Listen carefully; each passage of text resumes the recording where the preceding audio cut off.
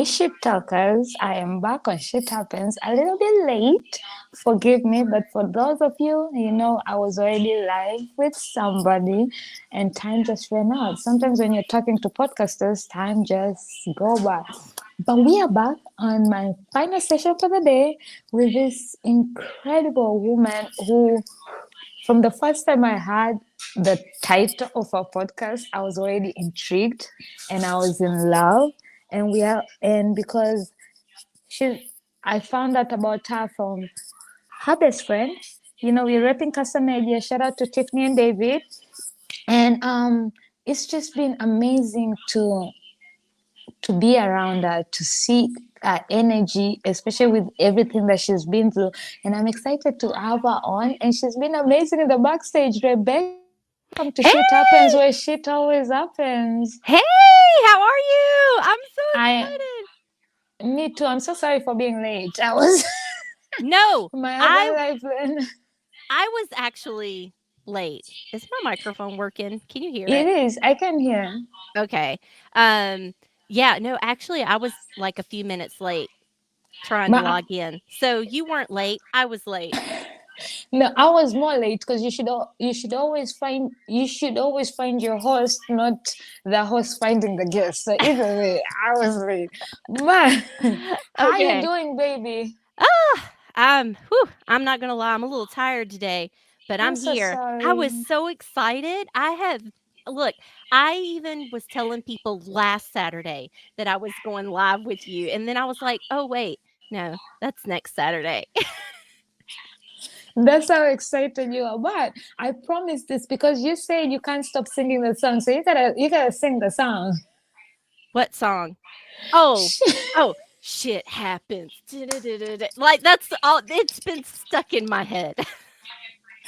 And it's funny because when I was creating this shit happens, right? I didn't even know it would have like a soundtrack. And then when I was doing the story on IG where you can find music, and I just wrote shit, and then this came and was just like shit happens. I was like, oh my god, that's I love perfect. it. I love it. It was meant to be. But thank you so much for being here with me. And we're gonna get right to it because I know you said you're tired, and I understand why you're tired. So I still appreciate you being here, even though you're tired. So Yes. let's get into it, right? Let's talk shit. Let's talk some fucking shit. And love is not dead, just my husband. We're gonna get to that. But how do you widow your way? What's widow your way attitude for those? So, you know, when people die and you're going through grief, everyone says there's no right or wrong way to grieve, right?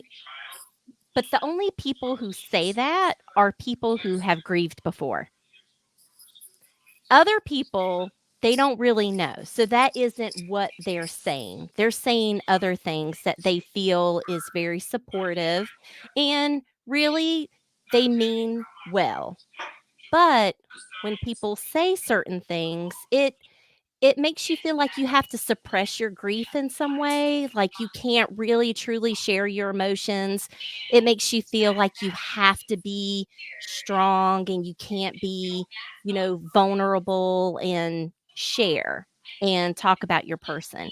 So I felt that as widows, we needed something that was a little bit more in your face, a little bit more that's just for you, right? Like Nike has Just Do It. Everyone knows what Just Do It is and they do it. But when someone says there's no right or wrong way to grieve, you don't necessarily you hear it, but you don't do it. No, yeah. So for a widow, when someone says to you, widow your own damn way, widow your way. There's no right or wrong way. You do it your way, the way that you wanna do it. It's a little bit more empowering And like the for assurance you needed, like even though you don't yeah, you don't need assurance to grieve your own way, but it's kind of like wither your way, bitch. yeah, because it's not just about grieving. I truly feel like I truly feel that widowhood is a journey that is specific for the widow. So widowhood is about you. It's about me. It's not about my dead husband. If it was about him, it would be called something else. But the widowhood journey is about the widow. It's about what you're gonna go through. It's gonna be you finding your own unique path now. So, Widow Your Way is meant to be empowering for a widow to know that she could do it however the fuck she wants. I love that. You need to hashtag that, trademark that. Like, I need to see t-shirts saying next year at Podfest, I need to see t-shirts with hashtag widow your way. Oh, I It do makes have one shirt that says Widow Your Way. you need to start merchandising that shit I know, because I need to. And look, you're the best person to learn from. My God, your face is everywhere, and I love it. It's even on your shoes. I mean, you're like, you are a brand. You're not branding anymore. You are a brand. I love it. last year, and it's funny when we talk about branding because I met this guy called, shout out to SA. I met him through Podfest Pod Tour, and he looked at me and he was dressed in all his brand. Like he literally has. I've been to his house and his studio. Uh-huh. I'm like, and you know, merchandising is not cheap. Like branding is not cheap. No, So that's why I haven't done it. like it takes a lot of money to merchandise or brand yourself. But then I looked at him and then he looked at me and I was like, I only had my t-shirt, but I was like, you only have a t-shirt? You gotta be your own walking board. I was like, but I have a shop. I have a Shopify. He's like, yeah, but who's gonna buy your shit if you're not rocking your own shit? I was like, He's got a point. you got a point, because if I'm wearing Adidas, even though I have my t-shirt, why would I expect somebody to buy my pants if I'm also rocking Adidas and not my own pants?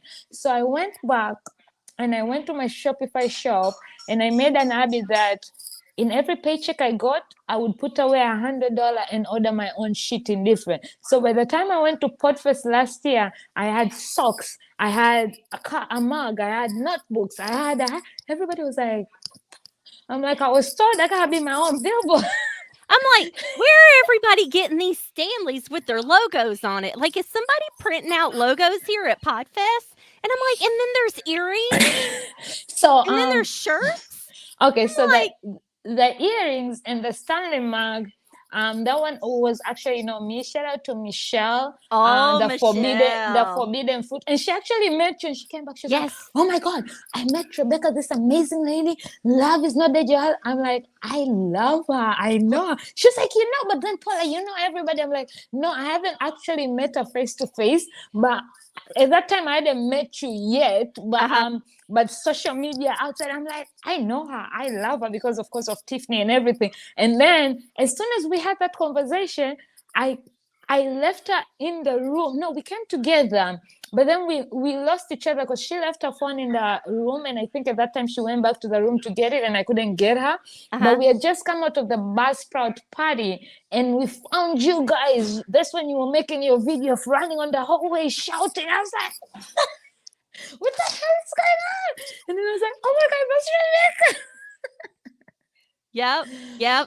But Michelle did that. Michelle brought all our roommates. We were 4 at that time because last year we were 3. And Michelle has been my roommate since last year with Kerry. And this year we added Eliquity. But she brought us the person. She kept on bugging us, send me your logo, send me this. I'm like, why? And then I sent them. She's like, I don't want to say it because it's a surprise.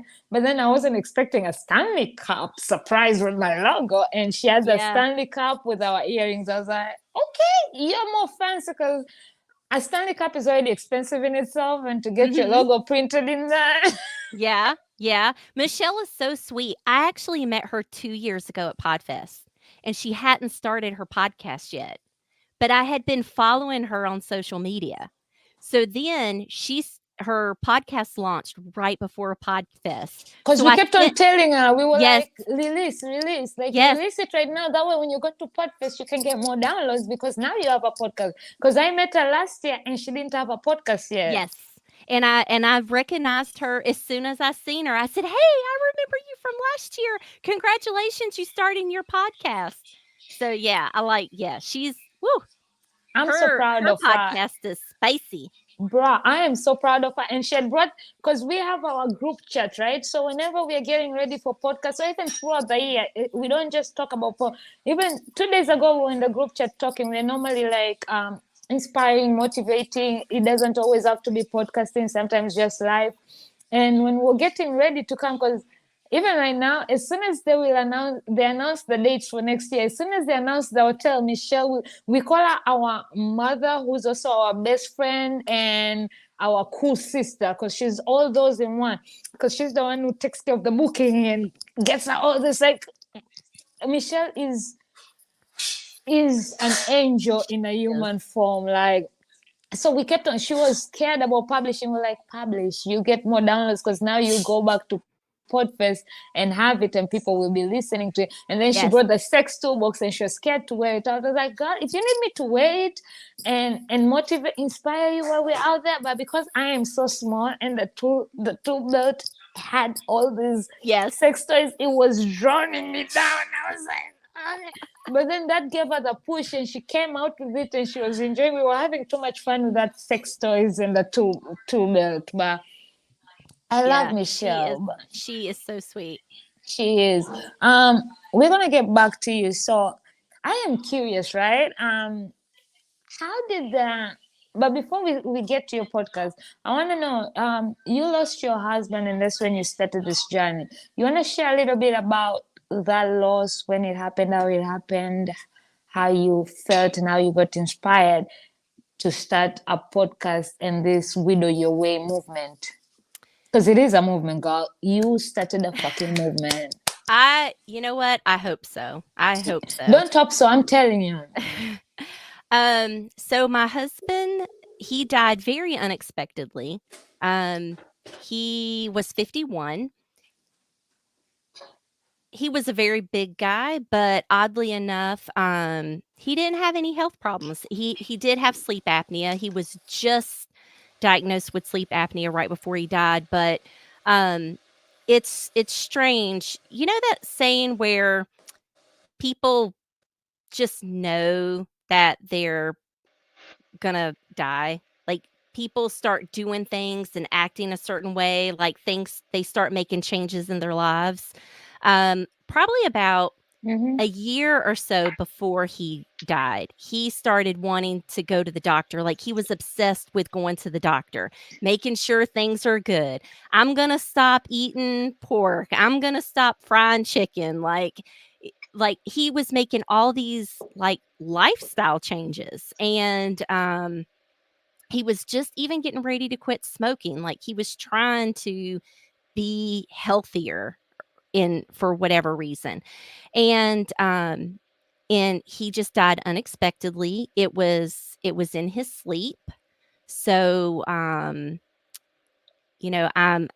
grateful for that the medical examiner said that he did not appear to be in any distress. Um but the day that it happened, I wasn't there with him. I was in another state. Oh, He God. was in Kentucky at our home in Kentucky, and I was at our home in North Carolina. Um, so the one thing that I just remember about that day is the the phone call itself, and then, the screaming, the crying, but then everything was a blur. Like for the rest of the day, I don't remember who was making decisions, who was calling people, who was putting things together. Um, I don't even remember the drive to Kentucky. I just remember getting there, walking in the door, and just looking around to see what's different. And everything was really foggy for me for a couple of weeks. I didn't even plan the funeral. My sister-in-law did that for me because I wasn't in the right Like you headspace were there, but you for were it. not there. It was truly Physically, you like were it. there, but Yes, I was walking around lost most of the time.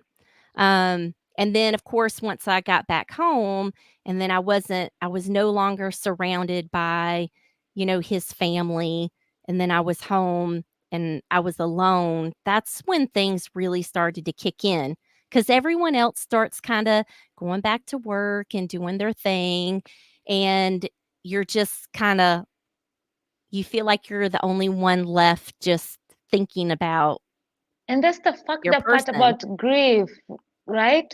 And I'm sorry to cut you off, but No. I've been there where, and I haven't lost, like, I'm grateful my parents are still here and everything, but I've lost, like, my grandfather who was really the love of my life, right? And even though, but it gets there where there's so many people who are always comforting you and you feel like, oh God, I'm not alone, but they gotta go, right? But And then life, all of a sudden, they're and they gone. go, and life moves on for them because it's not as deep as it is for you, or they Yes, have their own ways, but you, it was the person you were constantly living with, constantly talking to, having to see. So now you, and I don't know about you, but you get in this space where you're mad, like, why are they moving the fuck on while I'm still feeling this way? But then you're yes, also like, I understand this is literally my deepest sorrow because they didn't get to be around him 24/7. They didn't get to right. speak to him 24/7. They didn't And, share life and all these years. and when it first happens, you're angry, right? There's a lot of anger there. And here's the thing, we all know that when we're angry, we're not thinking straight, Nope. clearly. And especially when it's grief, there's so many other emotions happening. Um, and I did feel that way in the beginning, but now, almost 6 years out, I see it differently. I see it from another perspective. At the time, I thought I was the only person grieving this man. I thought I was the only person that loved him enough to grieve him. And it would make me angry when I would see other people not feeling the same Grieving. way that I did. But what I've learned over the years is that other people are grieving, and Just not just like as the same way. and just as much as you want people to give you grace during your sadness and your grief, you also have to allow other people the same Grace. grace because they are grieving. And you can't be upset if your person's loss is not as meaningful to To someone them. else as it was you. And you have to give them some grace too because they are grieving. And I never realized how much my own family grieved my husband. I never once for a moment thought, "Oh, they miss him like I do." But, there's not a single holiday that went or time or when me and my family are together. I mean, and it's been almost 6 years. There's not a single holiday or time that we don't get together and my family doesn't talk to me about Tom. And they tell me how much they miss him and they tell me their memories of him. And, and then you don't see that during the time when it happens. But, you know, again, 6 years out, I can now allow other people grace in their grief when I couldn't do that in the beginning. I thought it was just all about me, and I thought that I was the only one. And that's the thing, it takes time. And as you say, we all grieve differently. Sometimes we feel like, oh, if I'm grieving loudly, they should also grieve my pain and everything loudly. But just because they're not doing it loudly doesn't mean they're not grieving. Or Yeah, everybody chooses how to deal with grief, how they deal with. Some people want to stay busy that way they don't think about it. Because I'm that person. I'm yeah, like, I want to be busy because I know if I think about it, I'm going to break down and it's going to be hard to get me up. So I gotta keep moving. I gotta keep doing shit, even though. And I used to be like you too, right? And this doesn't go only to grieving. Even when bad shit happens to you, right? People mhm, will be sorry for you for a few two, three times, and then life goes on because they also have their own shit. And then I'm in this state like, but I'm going through this. Why aren't you here for me? But then I have to remember that just because I'm going through this, and to me it's big, but I don't know what's also going on with them, even though they're not sharing it because they're trying to be supportive. And at the end of the day, whether I like it or not, life fucking goes on. It Yes. moves. And I remember last year, right? I had a fire, and when I had a fire, I had a fire in February. It's been a year, but when I had a fire on Thursday night going to Friday. Mhm. That Friday night was one of my very good friends who's been there through all the shit that I've been through in the 2 years that we've known each other. Mhm. Like, I literally consider her my best friend. It was her 53rd birthday, right? And Yeah. then I was supposed to go out with her that night, and then in the morning go to the airport to go to Boston to, because my other best friend who is in Tanzania, she's a doctor who during COVID or whenever my dad is sick, I don't listen to anybody. I call her, and even if she can't come, go to my dad because this is in Tanzania. She'll find people, doctors, to send them to my dad to take his blood and everything. She was graduating from Harvard, and she did online classes, and some of them should come here during the summer and do. And she was graduating that Saturday, Mhm. so I already had a ticket. But then when the fire happened, I couldn't, of course, I couldn't travel to Boston because, you know. But then I was like, but nothing is stopping me from that Saturday to go celebrate my friend because she only turns 53 once, right? This Yeah. birthday celebration is not going to be, maybe next year she won't be in the mood to celebrate. So if this year she wants to go out and turn up and celebrate, I have to be there because I can choose to stay home and be mad about my fire, but the fire has already happened. I Mhm. can't do shit about it. The things have gone, have already gone. So I can either decide to, I can still grieve while I celebrate my friend. But it took me a while. Back in the days, I'd be like, no. It felt like you needed to grieve a month or 2 months, but grieve, you can grieve. Even when you're grieving, right? You're happy. The next minute, you get a memory that makes you smile. The next minute, you get a memory, oh, you're doing something, and then you just laugh because you remember, oh my God, my person would be laughing at me doing this shit right now. And then so it's a roller coaster of emotions all by itself, so you can still be there for your friends while still grieving. But I didn't know that Yeah. until recently, growing and learning like your life doesn't revolve around me. It doesn't. And that's a hard pill to swallow, especially when It Yeah, it is sometimes. I had to swallow that pill myself. so first of all, I don't know if I've said this, but I am sorry for your loss. And sadly, death is inevitable. It's a painful thing. We all have to go through it. But when it's a sudden one, it's more different compared to if somebody was sick and you're prepared for it. I mean, look at Lee. We all knew he was sick. He came to Podfest. We all knew he was going to hospice. But even when he died, it was still painful, even though we knew. So I can't imagine one that wasn't even expected, especially when somebody was cleaning up his life, right? Getting to do the things right, and then you lose them. But I'm jealous of your husband because I always tell people if I'm gonna die, I wanna die peaceful in my bed. I don't wanna be hit by a car. I don't wanna be in a coma for like 2 weeks, 3 weeks. I don't wanna pain. Like, let me die peaceful in bed when I go to sleep and just. So I'm lucky jealous about that, and that's weird, but I'm, No, I think that's a way that we would all wanna go, but, you know, what you said about knowing someone's gonna die versus it being unexpected, that's a big debate, and, honestly, I don't know that it really matters. it doesn't. The only difference is that if you know someone's dying, you're just starting your grieving process just a little sooner. But it That's still the hits the only same difference, way.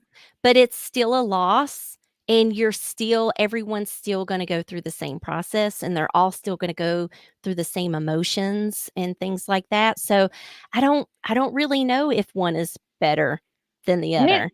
me neither. And I was having this conversation because I was saying, like, even if I know, instead of actually living life, I'll constantly be in that, oh my God, is it today? Is it tomorrow? Is it, because you'll constantly be in that. I don't know if it's fear, maybe it's just me personally, but yes, you make every day count, but then it will also be like eager, like when is it gonna happen? What time? And the pain is not different between, because again, I was blessed to go to Lee's funeral last weekend at Florida, and I got to speak to Linda. And even though she was ready, and when she told the story of that morning, like it was Valentine's Day, which is also her favorite holiday, so that even sucks more. Like you're gonna die on my favorite holiday. And but then she left the house, and she even made a joke to him, where are my flowers? And she came back home, there were flowers, and evening there was, but she's still in pain, the same pain, whether she knew he was going to die or she didn't. The pain is still the same. So whether you prepare or not, um I don't know, man. And I've not been in that situation, so I can't speak on it. That's why I like your hashtag, widow your way, because um, grieving has no manuscript, just like motherhood or fatherhood or living like there's no Yeah. uh what's the word when you buy furniture and you have that paper to fix it? Oh, What's that? instructions. There's no instructions on how to Yeah. deal with this shit. There's No. no. Yeah. But you And know what? emotions, and you can't ever tell emotions like, we were prepared for this, we knew this was coming, so calm the fuck down. No, emotions just happen whenever they fucking want to happen. They do. They do. And, and loss is loss to me. I don't think I don't downplay anyone's loss, whatever it is. So you don't have to have lost a husband to understand how I feel, because you've lost something. Like you've lost things in a fire, you've lost your grandfather, you've you've lost. Every single person in this world has lost something. So every person has grieved in some way. Even whether it's And a job, it's exactly. financial stuff, like, A oh, boyfriend, a divorce, a job, a a sibling, it it doesn't matter. Everyone is feeling the same emotions, and I feel like if we hello, could take Oh, can you hear me? are you there? Yeah, I'm here. You kind of stuck, Rebecca. I don't know if it's my internet or yours. I am here. Even Oh, you're back. Oh, Hey. okay. Oh, Okay. yeah. I was just saying that, loss is loss. It doesn't matter the thing or the person that we lost. If we can just take that out of the equation, then we can all grieve and experience our emotions and support each other together in some way, because everyone has grieved. It doesn't have to be a death. We're all experiencing the same emotions, and we could all support each other better if we could just take that one thing that we lost out of the equation. That's so true. Recently, I think last weekend, while I was on a funeral, two of my friends, shout out to Noreen and Coach K, they did an event for women on loss, and it wasn't just about loss and grieving, and it wasn't just about losing a person. It was like either your financial stability, whether it was your job, whether it was your dream, whatever it was. And I get that because when I lost my best friend, and she was like a mother, a sister, a best friend, everything. I have carried that loss with me until today. And my grandfather, those were the two important people in my age at that time, more than my father and dad, because you have certain connections with people which you can't explain, but they're different. And until Yeah. today, those losses have been because my grandfather to me was like my father, like it was really the cushion. But then also when I feel certain way when somebody comes and says they've lost their father when I still have a father, or they've lost their mother and I still have a mother, or they've lost their spouse and I haven't lost. I'm not even married. I don't even have a boyfriend, so I can't even relate. So grieving is the same, but also like I feel like sometimes some people downplay, oh, I've lost this, so it should be the same. It's still different kind of stages, but it's still a loss. We've all Yeah. lost shit in our life, but it's not all the same losses, but they all still require the same amount of grace and care and comfort. Yes. Don't downplay anything, but also don't try to relate. Oh, you lost your spouse. I lost my cat. I get it. That's your cat. Like, everybody's cat. Some people's pets are their kids and whatever. Yeah.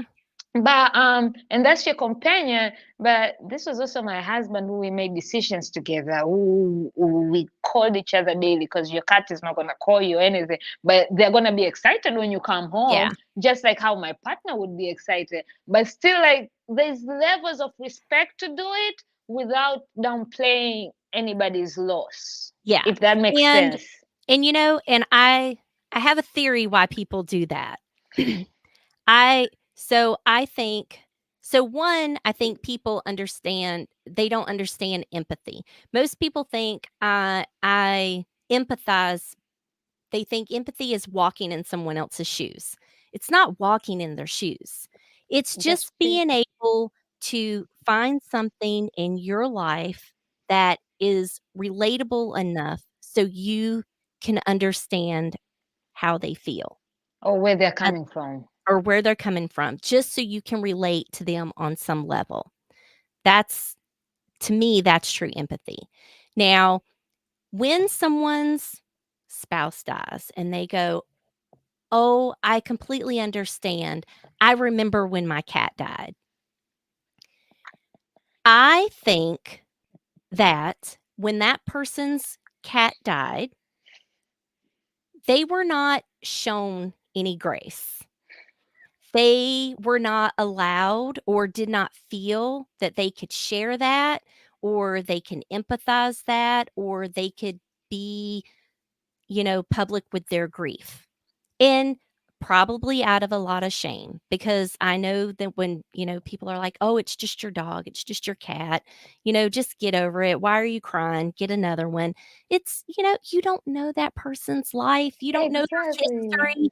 You don't know their relationship with that animal. You don't know that cat may be the only thing that's ever shown that person unconditional love in their entire lives. Or the only So, thing that they have that they value yes. in their life, because some people don't have parents or kids or spouses, so that is their. Yes. Now, when you say that to someone who has lost their husband, that person who has lost their husband, being in an acute stage of grief, may feel offended. I would have felt offended. 6 years ago, I would have felt offended. Today, now, if I'm telling the story of the loss of my husband and someone says to me, "I know exactly how you feel. That's how I felt when my cat died, or when my cat died." I would say, "Tell me more about your cat." That's what I would say now, 6 years later, because that person's grief has not been witnessed. She has not been given the grace to tell her story. She's not been shown any compassion for the love that she had for her cat. So that would be the difference between the widow I am today versus the widow I was 6 years ago, because 6 years ago I would have probably looked at someone like they was crazy if they told me that they know how I feel because they lost their cat. But And I don't want to laugh. today I'm a different person. But it does sound like, when we hear it, we think that's very insensitive, but, it takes a lot of growth to get to And where that's I am true. today. But yeah. And that's true, because it is about growth, because I've also learned the way I used to react a few years back on not only grief but on certain things. This year, even in I would be defending people, because people come, "Oh, I'm so mad. Imagine I told this person this, and I'm like, but if you started in this situation, maybe they're also kind of dealing with this. That's why they respond." So, I was never that person. So I became this person that after I started working on myself and unlearning the shit that I have and just growing myself to understand that it's never personal and it's Mhm. never really about you. Sometimes you just need to dig deeper, and that's why these days I love deep conversations. I don't love the small talk. I don't love anything. And if Ah, somebody is doing something, I have to put them in my shoes. Like, what if they're dealing with this way they respond to that, compared to back in the day. And that's why these days also, when I'm mad or angry, I don't talk. I don't do back and forth. I will just switch off my phone, or I will let you talk and I'll keep quiet. And I need to like be in myself, calm down, process, and just feel, and maybe talk to the people who I really trust, that I can have that conversation without, and they can call me out on my bullshit. Because sometimes we have people who just agree with us, but I yes. want those people who call me out on my bullshit, like, yo, okay, but did you, because that's the friend I am these days. And my friends call me, they're like, I need to tell you this story and tell me if I'm wrong. And they'll talk and I'll be like, well, you're not wrong, but they're also not wrong, because did you try to look at it this way? But sometimes when you're both Yes. angry or you're both shouting, or one person is on high pitch and they're making you also shout, nobody's going to understand each other or where they're coming from. Mm-mm. Because when we argue, we don't argue to listen, we just argue to respond. So Yeah. you're hearing whatever you fucking want to hear just to respond. But when you come down and replay that conversation in your head, and you just start like, oh, they're coming from this position, or maybe it will also show you that they don't even sound right, maybe they're not okay, and they just react. Because sometimes you call people in a wrong time, Mhm. and whatever they're going through, because they didn't have anybody and because they love you that much, they're like, I'll just throw it on her because we'll fix it. Yep. So these days also I've learned that when I even reach out to my friends or I send them a voice note of me venting, I'll first put a disclaimer, like, make sure your mental state is right to listen to this, take your time. Cause people need to be, and I've become that friend also. When people reach out to me, they want to talk or they're going through shit, I'm like, do you want a friend to listen, to advise, to agree? What are you looking for before I get on this call? And they You tell know me, I what I just say? I uh say, "Do you want a friend that's gonna tell you what you wanna hear or what you need to hear? I could be either. Just let me know what you want." yeah, or do you want to vent? Because sometimes I'm that person who jumps on quick on giving you advice, right? No, you should do Oh, this. But I do sometimes people too. don't need people They don't don't need want it. advice. They They just don't want want to it. vent. They don't want our advice, Paula. They just want to vent to their friend. I'm like, so I have to ask. That way I am prepared when I take the call without pissing you off. Or you just want to vent? Okay, I'll put you on loudspeaker while I'm doing my laundry and doing shit. I listen, let you vent. Oh, baby, I'm so sorry. And then continue. Oh, yes, I feel you. And then later when you're settled, I'll be like, but you know you were wrong, right? You know this part was wrong, right? But because that time that's what you needed, I'm going to let you have it. Yeah. And I think that's what we all need to realize, that we don't always have to give out advice. We don't always have to. And because I'm an empathy, I take people's problems into the core. Like, I will start depressing myself over your shit before you even do, because I'm naturally that person, even though I don't want to be that person. So I've learned that everything is not as personal, everything is not an attack, everything, just meet people where they are. And once we start meeting people where they are, I think it gets a little bit easier. Yes. And boundaries and Yes. disclaimers. So just so that can be some advice for some of the listeners. Sometimes people who are grieving just want to vent.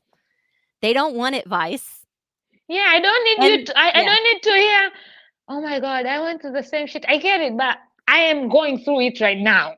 yeah, Okay, just let me talk about it. Let me cry on your shoulder. Give me a cocktail. Let's just, just yeah. let's drink and hear me talk. And you just listen and hold my hand, smile, say, I'm here for you. And that's it. Yes. That's the best thing you can do for someone who's grieving. Just be there and just hold space for them. Just be there to listen, to hold space. You don't have to come up with something to say. There doesn't always have to be something to say. And I really like it when someone says, I don't know what to say and I don't know how to support you, but I want to be there. Great. You even just told me you don't know what to say. So now I know that you're not saying anything because you're having a I hard don't time know. processing Yeah. it too. And then that makes me feel better because or someone who's grieving makes them feel better because at least you know why the person is silent. You know why they're silent. You know why they're not reaching out. And when we're in our acute stages of grief, we can't see that because we're trying to process our own emotions. We can't see other people. It's kind of like we got these blinders on. But again, 6 years later, I can look back and I can think, "Oh, you know, that person, distanced themselves from me during that time. I wonder why." And I can go and have a conversation with them now, and they can say something like, "It was just so horrible. I couldn't watch you be in that much pain," or it was a trigger of their own grief. And that's a thing too. Grief triggers people. It brings up things in other people's lives and paths and things like that. And sometimes they need to process it themselves, whatever it is that they're dealing with, figure it out for themselves before they can support you. So And true. I think we hold people in high accounts on how they're supposed to support us when we ourselves don't know how we can support ourselves, but we expect this from others.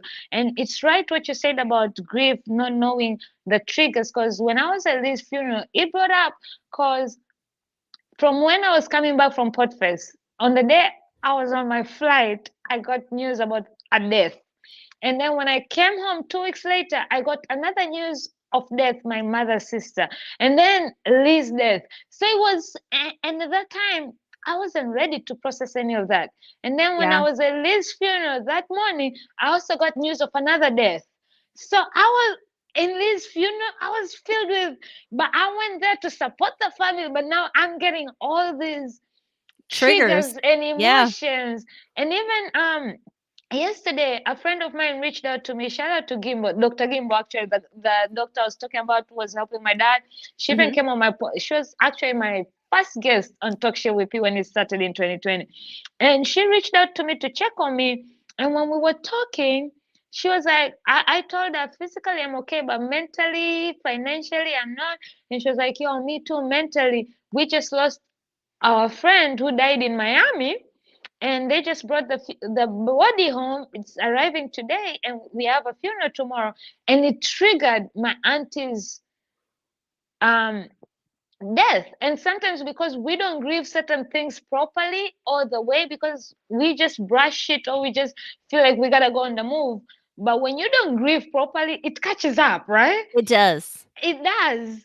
And so because of this, now she's having, and then she was also, she probably will hate me for sharing this, but she was also going through a period, which is PMS. You know, we get emotional. So there's that. There's your friend passed and you're on, and it becomes all this. At that point, and she even asked me about how she can support me. I was like, baby girl, how can I support you? Because it's not even about me right now. Because this is a lot. As a woman, you know the emotions you get when you're PMSing. Then I also know how triggers happen. So how can I support you? But I've also been that friend where certain dates, especially the dates I had in January when I was on a plane coming back from Podfest. Imagine I'm so high from everything that happened at Podfest, right? And Yes. I'm at the airport because I had a layover.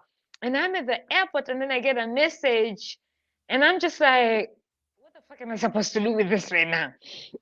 So I've been that person who also I'm like, and I reached out to certain people, but I couldn't reach out to the family.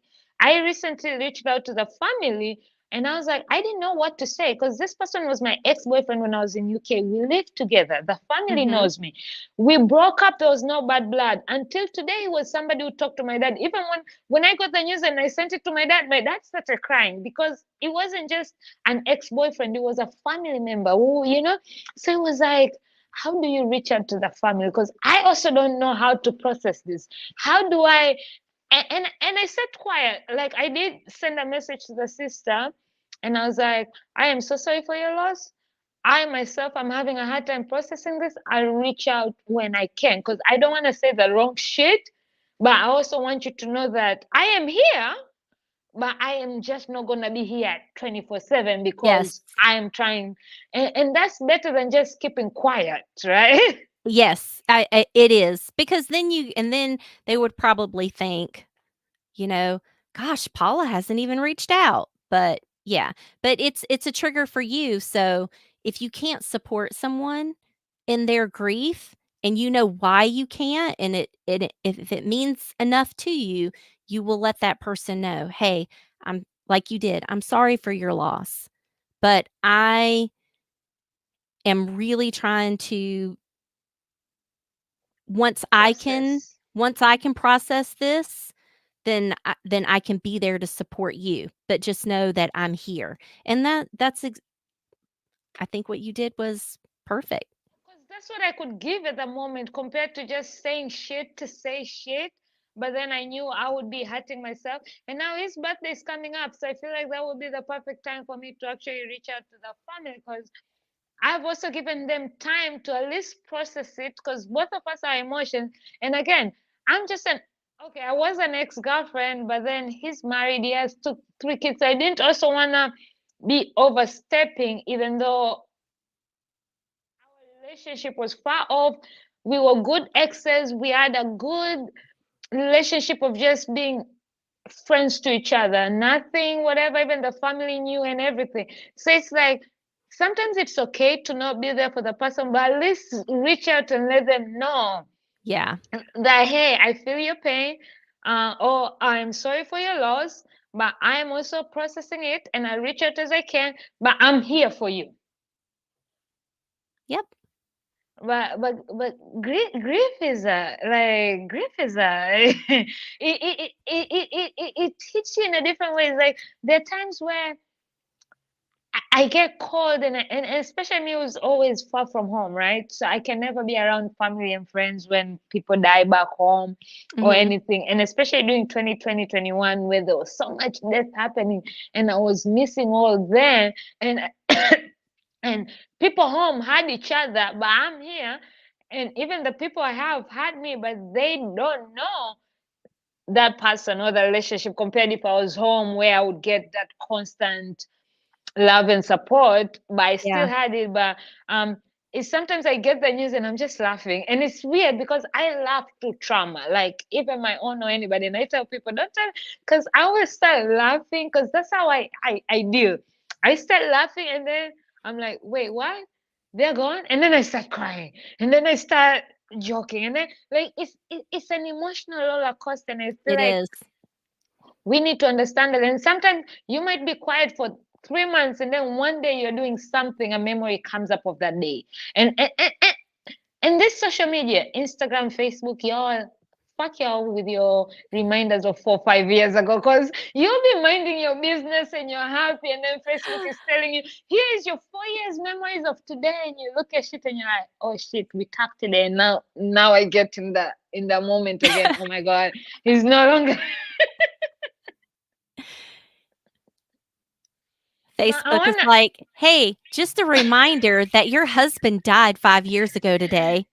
No, they're like, you seem happy today, so we're gonna send you a reminder of today, this day you and your husband went on a date night, and you felt like Facebook needed to know about your date night. So here you go, and you're like, oh shit. Then you look at the picture and you smile, right? And then you remember the moment, like, oh my God, I was wearing this, he did this, and now the smile comes into Yeah. cries, and then the cries come into, oh fuck, I miss you. And then it comes into all these feelings where now I need a fucking drink to forget this shit. But I feel like for you, as you said, right, you mentioned that 6 years ago you wouldn't have been able to say all that. So how did you get to this growth where most people sometimes never do? Sometimes most people don't recover from their losses and their grief, right? Some people Mhm. end up being in that state of mind and just losing it. So what got you to where now you're even giving grace, and you're even understanding and realizing how to deal with your friends or your or people who end up grieving, how to give them grace and give yourself grace. Well, just like most people in grief and other widows, I was stuck. I was stuck. I was I wasn't living. Like I was alive. Just going to work, doing things. I wasn't truly living my life. And I think You were everyone surviving. yeah, I was just in survival mode. And I think everyone has a breaking point. Like a rock bottom. So basically I hit my rock bottom, and it was horrible, and I didn't know how to get out of it. And finally I had to start looking at myself. And when you have to start looking at yourself to figure out what Boy, your problem is, when you open up that can of worms, the years that I used to spend blaming other people, right? The years I spent blaming my husband because I'm a widow, blaming my husband because of how unhappy I was, blaming my husband that I'm not where we were supposed to be, right? Then you have to it's like he's not here anymore. You gotta stop blaming him. It's been years now. You're not happy for a reason. And that's when I had to start looking at myself. And when you have to start looking at yourself in a mirror, and you have to start seeing how you act, how you behave, your patterns that you're doing, and then trying to go back and figure out, why do I act this way? Why do I feel this way?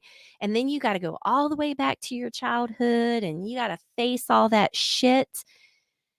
You start realizing that you have to take some responsibility. amen. You have to look in the mirror. You have to take some responsibility for your actions. And the more I looked back and the more that I dug, everything that I was feeling, aspect of my life that I felt was going horribly, had absolutely nothing to do with my husband. That was shit that I had before we got married, you know? And then I just had to face it, and I had to work through it, and I had to do the work. Now, I'm not done. By no means, I'm not done, but I've come a long way. I've come a long way. That's so true. Like literally earlier we were talking about this. I think most people, the reason why they don't wanna go through this growth journey, or because you end up figuring out that you have to call yourself out. It's not Yes. always about them, it's not always they wronged me, they did it, but how did you react? What did you do?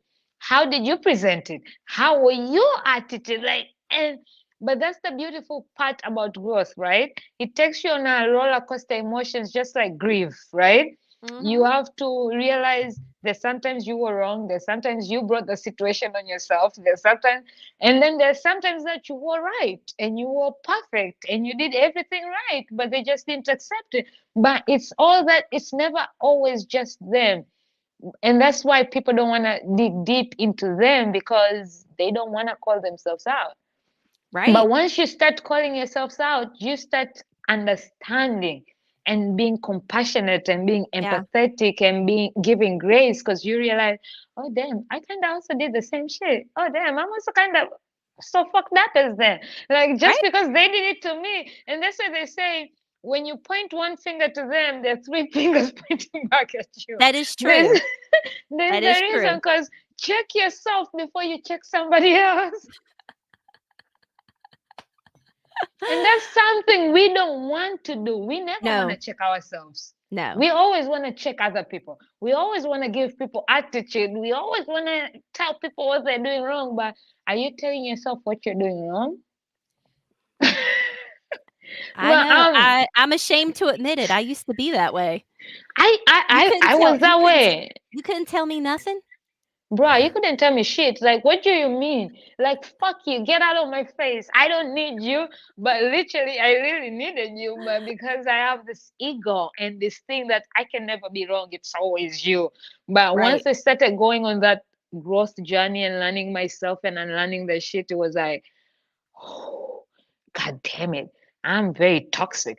And people don't want to admit that they're toxic. We are very quick to calling other people toxic, but everybody of us, we have our own toxic shit. Mhm. Whether you want to agree or not, we have our own toxic shit. Whether people have called out on us or not. And if you have people who are not calling your toxic shit out, then keep those people, but also reevaluate them, because you should be calling my shit out instead of just letting me continue in this journey where I feel like I'm a badass bitch. I can make no shit. I can do no wrong. No. But before, oh my God, I can't believe it's already been almost an hour. So I want to know, right? Your Mhm. podcast, Love is Not Dead, Just My Husband. First, just that name when you read it out, it's like, oh my God, how did that name come about? Why did you decide to have a podcast? And what got you into this podcasting journey?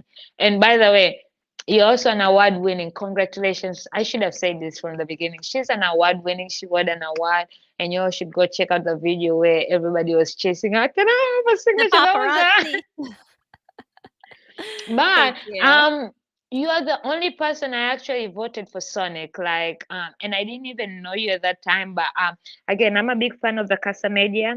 Shout out to Tiffany and David. And they posted. I already knew your story, but when they posted it, I was like, I don't like whenever I have to vote where I have to put my information and email. Like they make it so hard for people to wanna vote for people. Yeah. But for you, I was like, I'm gonna do this. And you're the only person I went there, I voted for you and I left. And then when I started seeing the Sonic winners, I was like, oh shit, I should have voted for them. But in my head, it was just because Tiffany had put it something and I was like, let me go Yeah. in, vote for Rebecca, and I left. So congratulations on your Thank award. But you. yes, Love is Not Dead, Just My Husband. How did you come with that title and the journey? So I I used to be I used to hate sharing my story because after my husband had died, well, let me just take it back just a little bit before because my journey, my grief journey actually started before my husband died. So 6 months before my husband died, my best friend's son was murdered. Oh damn. Then my husband died. Damn. Then 6 weeks after my husband died, I was diagnosed with a rare eye cancer, ocular melanoma. Then after I had my eye removed, I was told that the cancer had already spread, so then I had to do radiation. Then after that, I had a little house fire. It was just a little house fire. But still, I know, but just so y'all know, the fire department does more damage to your house than the fire itself. So when people say, "Oh, you had a house fire," the fire department did most of the damage. So, but then I to had a me, house fire. my fire was small, but it was the water, the sprinklers did Yeah, most of the damage compared yes, to my. the fire department. Yeah, the water does most of the damage. So, so then I had a house fire. Let's see. Gosh, there's so many things that happened. They say when It it rains, it pours. let me tell you, it it was pouring. I didn't know what I was gonna do. It shit just kept happening over and over and over again. And so That's why pe you're now on shit happens. shit happens. It's gonna be in my head all day. Not to get off a subject, but I need you to listen to my podcast interlude. You know the song, TLC, Let's Talk About Sex? Let's talk about sex, Yes. baby. So, my best friend's husband is a music producer, Southman Productions. Shout out to Tyrone Williams. Whoop, whoop. He did That's a we black name. It's black. yes. Tehran is such a black name. I'm sorry. So, he has a studio, and so I always used to say I want my own beats. Like, I want you make beats for everybody. I want my own beats. I want my own background music or whatever. So, we were playing around in the studio So we redid that song. So it says, "Let's talk about death, baby. Let's talk about you and me. Let's talk about all the good things and the bad things that may be. Let's talk about death. Let's talk about death." Okay. Look, it's better with We the all music. we all need a Tyron in our life. If you're I'm a gonna I'm gonna podcaster, send that to you. I'm gonna send that to you. Okay, I'm anyway, gonna go I check ha out your podcast after this. I actually haven't even checked out your podcast yet, but I sometimes and I was saying this, and I'll let you answer that. But I was telling this to a friend lately. The last episode, I was like, I've realized I have so many podcaster friends, but I don't listen to their podcast, right? I don't And either. that's so weird. But the fact is, we came to this place where we are constantly asking people for reviews, and then I was like, but how many reviews have you left that you're demanding people to leave reviews? How can you be mad that people are not leaving reviews when you yourself you're not doing it, and you have all these podcasters who are your friends, but you haven't even leave reviews for them. So I Now, started I started I everything. I will not leave a review unless I have listened to the podcast. That's why I So said if I yes, that's why I I do need started. to listen to it. That's why I said every Tuesday I started. I even put out I had put out a post on Facebook, and I was like, if you want me to leave a review for your podcast, please um post your Spotify link because I like listening on Spotify. And I was like, I'll find you an app to leave a review, but Yeah. drop your Spotify link of your favorite episode so I can go listen. Yes. So I started every Tuesday. I listen, even the my friends who didn't post because algorithm sometimes people don't see your shit or anything. So I started Tuesdays. I would listen to my friend's podcast or even the podcast that I've been recommended or anything, listen to at least one episode or two and then leave a review. And I even used to tell people because one time I was in a clubhouse room and they were like, "What's your request?" I was like, "I want reviews, but please don't leave me a review if you haven't listened to an episode. I want you to actually listen to an episode and leave me a review. Or if the episode was so bad, contact me and give me ideas or ways of how I can be better." But I'm a Yes. person who leave a review after you listen. I'm not gonna just leave a review just to leave a review. So I started every Tuesday. These days I listen to almost That's 10 nice. I episodes on like that. Tuesdays. Yeah. So I have a shift where I just click, okay, I've done this, that way I don't and then I end up finding like, oh my God, this episode was nice. Let me check out the next one. And then if you're boring me on the next one, then bye bye, baby. I'm not your guest. Yeah. But because sometimes it's just one episode that makes you happy, and sometimes it's the entire bingeable show. But go ahead. I'm so sorry. We Oh, shoot. distracted you. You know what? No, we went off subject. I don't even I remember what know we were we talking went about. very off subject. We were talking about how love is not dead by my Oh, husband, how the oh. title came, and now the journey. So I used to hate sharing my story. I used to call myself the sad, lonely, cancerous widow. I would tell myself that till I believed it, that I was a sad, lonely, cancerous widow. So I hated sharing my story with people because I felt like when I would share my story that I felt like people felt sorry for me. Like I felt pitied. So I didn't like telling people what I was going through. And then I went on this women's wellness retreat in Mexico and I met this group of women, complete strangers. I only knew one person there. And these women were so supportive and loving and compassionate. And when I shared my story for the very first time ever, I did not see pity on people's faces.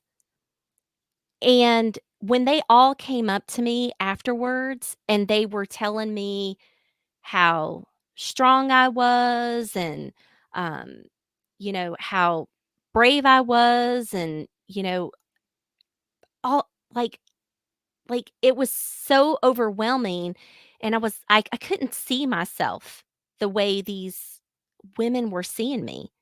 I didn't see someone who was strong or brave or any of that. Um, so what happened was I started to think, am I these things? Like, what makes me brave? What makes this story so inspiring? They were like, you're inspiring. Look at where you're at now. And then I was like, where am I at now? I don't see that I'm doing anything different. So then I ended up connecting with some of these women after the Mexico trip and met with them at a women's wellness fest in Jacksonville, Florida, that happens every year. And during that time, the friend that I met, Mary Beth, she had asked me if I would consider doing some speaking maybe at the next event. She's like, I wanted you to share your story. She goes, but I wasn't sure how you would actually feel about that. And it it took me a while to understand what I went through was a lot, and that I have accomplished a lot of things, and I have overcame so much stuff that maybe I should share it with people. So I was thinking about public speaking, but then I thought, I don't know that I necessarily feel comfortable being on stage and telling people in person. So then my other friend, Erica, she's like, you should do a podcast. She said, "You have some great stories. You're so funny." She said, "I think you should share everything and start a podcast." So it actually all started with me being a guest on another widow podcast. It's a widow podcast called Widow We Do Now, and they had me as a guest to talk about dating as a widow, just because I had some funny dating stories. But then after that, I was like, I can do this. I could totally do this podcasting thing, but I didn't know how to do it or how to go about it. And that's how I met Tiffany Kane at Casa Media. And I signed up for their podcasting class and I ended up doing a podcast. And one of the things was coming up with the name. And I was like, how do I come up? So I was, looking at other widow podcast titles and how can I do this? What's going to make the most difference? And, what's going to stand out? And I just happened to write down one day, Love is Not Dead, Just My Husband. And so I asked my best friend, I said, what do you think about this title? And the first thing she looked at me, she was like, and then she busted out laughing. And she's like, Tom would love it. And I said, do you think it's too much? Do you think it's too offensive? And she's like, no, I absolutely love it. So that's kind of how the title happened. And let me tell you something. If it's too much or too offensive, then you're also on the right track. Because people don't like being discomfort, right? Especially with taboo conversations. But Yes. life, you gotta get discomfort to get comfortable. Mm-hmm. You gotta have this conversation. But when I saw it, I laughed, and that's the thing. Even even when I was sharing it, I moderate a clubhouse room, an empowered podcasting clubhouse room on Friday night evenings. And I was like, I'm going to have a guest tomorrow because the guest earlier was one of our empowered podcasting member. And I was like, after him, it's Rebecca, whose Love Is Not Dead, Just My Husband. And they laughed. But you remember even Wally, it was like, oh my God, I love Rebecca. But everybody resonates with the title because love is really not dead. Your husband is. And just because your husband is dead, you might not be ready to date right now, but life doesn't stop. Eventually, you will end up dating again. So love is not dead. Love Yeah, is still, but even love for your spouse who's dead will continue living within you, just even yes, though they're dead. yes, Because all the people who die, and not just your husband, all the people you die, that doesn't mean their love dies when they die. It just right. means that the love is within you. You carry it with you wherever you go, even when you find somebody or you don't or whatever, but they're in with you forever. So, Yes. out of curiosity, have you started dating? I have dated and I have dated horribly. Listen, I I have not been married and I've not been a widow, but I've dated horribly. Dating sucks. I don't want to say that it sucks anymore because I feel like I did that. I said I'm trying to change. I'm trying to change my Your dating mindset. mindset. So I have recently dipped my toe back into a dating app Which with app is this? no, I'm not going to say which app it is. I want you to give us all because I'm on Tinder, Bumble, Hinge, and they all suck. So maybe I'm missing something. Okay. So in the past I have done Bumble and I've done Hinge and I've done Facebook dating in the past. Facebook sucks for me. Facebook is like all this old men who just I the people who like me on Facebook dating app is people who are on their 50s and above. I'm like, what am I supposed to do with you? Like, I am in my 30s. I had much more respect on Inch and Bumble because I met the guy who I recently broke up with in 2020. I haven't dated anybody since then, and me and him went back and forth. I matched with him on Tinder, but I didn't talk to him. But when I matched him on Bumble, we talked, and that's when we connected. And then Hinge, because at one point it was a classy place, because Tinder was always known for the hookup dating app, Yeah. right? Yeah. You want to hook up, but now it's like all of these apps have become a hookup dating app. It doesn't matter because you find the same people all over in all those apps. Yes. Yes. So I'll just go ahead and spill the beans. I Tell us, downloaded where can we find somebody? well, I don't know if you're going to find somebody, but I downloaded OkCupid. And did you meet Damona Hoffman at Podfest? No. So, Damona has a podcast called Dates and Mates, and she wrote a book called F the Fairy Tale. Where is it? Oh, I think it's in my car. So she wrote this book called F the Fairy Tale, and she has a podcast. She was at Podfest called Dates and Mates. She's also the dating Was she the one who did the expert on the single? Drew Barrymore show. Was she the Yes, one who did the single meetups? yes, Because I didn't, again, at Podfest, I sign up for shit and I really want to show up. But then once I get there, I have all different roles.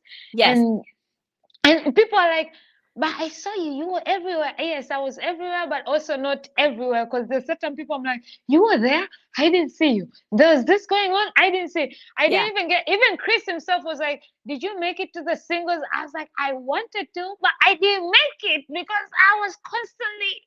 Look, I went to the singles thing and my one long conversation was seriously with like a 70-year-old man. This is my problem. I can talk to anybody. And me and That's the him thing. had the best conversation. But then I thought at some point, I think maybe I need to end this conversation because then he might think that we're Conversation going to go on doesn't a mean date. we are connected. Exactly. I know, but he was great.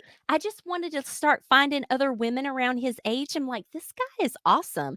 You need to jump on it. Like, he's single. He's awesome. And that's the thing with me. Sometimes I connect with people, but in my head, it's not romantically, and they think it's romantically because I'm just that person who goes deep in conversations. And sometimes I also flirt without knowing I'm flirting, like because I'm just nice.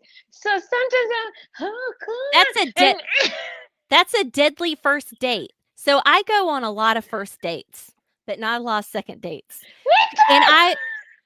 And here's the thing, I have so much fun. I have so much fun on this date, Paula. We talk about all kinds of things. I can talk about anything with anyone, and we have so much fun. But at the end of the date, I'm just like, It's not in. yeah, but there wasn't anything there that would make me really wanna go out on a second. Romantically. Romantically. Yeah. You still need some type of attraction and connection. Exactly. Just because Yeah. you have a good conversation doesn't, and that's why I started even on my dating app saying that, like I am looking for just connections because sometimes you go on a date and it's not a romantic connection, but it can be a future. Let's collaborate. Let's work together. Let Yeah. me hook you up with my. But I end up meeting so much new friends Me and new too. connections, either business wise or whatever, on dating apps, that actually meeting the love of my life or a future husband of mine or a date. So I've even said, like, I tell people these days, I use my dating apps to just promote my podcast, and people actually listen. And some people even match me because they want ideas. Oh my God, I wanted to start a podcast. How can I? So I do that, but I'm just, even my dating apps, I've stopped asking for love. I'm just like, I'm looking for connections, whatever that connection is, right? It could be a new friendship, it could be a new workout buddy, it could be a new hiking buddy, it could be, Yeah. but it's not necessarily love. And I don't but need any more guy friends, Paula. you need bang bang pow. I have plenty of guy friends, and I am still friends with a few guys that I've met on dating apps. And hey, I wish them I'm interested. I'm like fully committed now to their dating life. Like, have you found anyone yet? Like, Have what's you the tried? problem here? Have you tried? Salicia and oh my God, what's his name? Fuck, I'm gonna get crucified for this. Uh-oh. Um, Chris's second-hand man. Chris is The sick. emails you get from constantly. Salicia's husband, Thomas Tom. No, what is Salicia's husband's name? Podfest. There's Wendy and oh my God, Andrew? huh? Andrew. Oh, Andrew, Salicia and Andrew started a virtual I dating. know. At Uh, Podfest. Isn't that so romantic? I mean, they They're met there, gorgeous. but right now, because people, they connected people in their wedding and they're now still dating, so they've started a virtual love is blind thing. So they Shut have a up. form you fill, and then when they No. find somebody for you, they invite you in the. I send you the form. I Send got me you. the form. And Look, even when Andrew was here, I was like, so Andrew, how's it going? He's like, Paul, I loved your phone, but we're gonna have a little bit of a while to get you your partner. I'm like, take your time, because I'm not ready to settle, but because I want what I want, and that's fine. look, I tried to make eye contact with a couple of people at Podfest. I was like, I can do it. I can flirt. It didn't go very well. Here's the thing, at Podfest, I flirt too much, but I realized that I flirt with people who are already married and I don't know they're married. Until they're like, oh yeah, I'm married. But then because I also don't know the line between being too nice and flirting, like I really don't know when I'm flirting. I just know I'm just being me, and people take it how it is. But then most of the people like I have not met single people at Podfest, not yet. And maybe because I missed the singles meetup, but every person who I end up hanging out with and who I adore and can actually hang out with are married, and which I love because Yeah, I've, they come to me and they're like, "How is it that our wives love you more?" I'm like, just because I can hang out with the guys doesn't mean your wives are gonna hate me. I can also hang out with the girls, but I'm also very picky with the guys I hang out with, and most of the guys I end up hanging out with, they have wives who yeah, can understand my personality and me, instead of taking it like I'm trying to steal your husband or shit. No, I don't want your husband. Trust me, right. I don't. I'm just half of the time I don't even know I'm flirting. I'm just nice. And if they're being nice as well, it is what it is. But if they're crossing the line, then that's a conversation between you two. But none of them have crossed the line to where I say, oh my God, that's your husband? Fucking leave him or whatever. No, I'm just like, oh my God, that's your husband. He's so nice. Oh, I actually look out for them. I met your husband and it was so nice. And even I was telling the other guy in my podcasting room, like when I'm in the podcasting empowered clubhouse room, and the guys in there, once I start knowing them, I go stalk their wives. But I don't reach out until me and them make a connection, like we know each other. Then I go straight up to them. Hi, I'm your new family member. I'm Paula. I'm always hanging out with your husband in the morning chat because I never want to make somebody's wife feel a certain way about me, especially when I know I don't mean it how you might Yeah, think. And I have already been told that sometimes my kindness looks like flirting. So if I know that, but I don't know how to control that, I might as well get on top of that. Oh, yeah. Yeah. Well, next year, so first of all, I need to know about this Love is Blind form. I I'm gonna need send you. I'm gonna send you the details, I and need I'm the gonna details. send you. Even if you go to Salicia or Andrew's Facebook, you'll find their post where they put it on. But I will send you the form to apply. Cause I mean, sometimes we all need help. Cause I Did don't you know, man. apply? I did. Okay. And they said they did their first round of virtual Love is Blind, and they had 8 people. Um, I think the girls were 3 and the boys were 5, but they had 2 dates out of that. So that's a promising, right? That sounds promising. Look at them. Yeah, I'm Hmm. like, give us all the love, because Yeah. and I love that, because yes, our spouses are gonna die, but love is not dead, and eventually you still gotta keep living life. Just because your husband died doesn't mean your life ends as well, right? It Right. just means that take your time to grieve, whatever that means to you. But at the end of the day, we all still need somebody. Like Yes. life is fucking hard. It's even It is. harder when you are alone. It's much easier. I'm not saying it's gonna be less harder, but it's much easier when you have a person, even though they're gonna irritate you, annoy you, and everything. But at least it has somebody to be mad at compared to when you have to be mad at the entire world. Because being mad at the entire world, you don't even know where to send your complaint. Who are you sending your complaint for the world? At least if it's your partner, your boyfriend, or your fuck buddy or whatever, you can just be like, at least you've taken it out and they still gotta love you or like Oh you. gosh. You're hilarious. But before we go, Yes. I also wanna talk a little bit about your, because I know we already, oh my god, we're already 22 minutes away. But I love you, and I know you're tired, and I'm sorry I've kept you this long, but No, this is shit you're happens. fine. Oh, I'm when shit having is fun. happen, I know. How can you not have fun when it's me, I right? I'm just know. saying. But you have as you mentioned earlier, eye disease. I actually had to Google ocular I'm not even gonna try to Just pronounce say it. eye cancer. Eye cancer, yeah. But when I went to read about it, it starts in the skin and goes into the eye, and then like, So yeah, ocular please do. melanoma, yeah, so ocular melanoma, it is a melanoma. So melanoma is like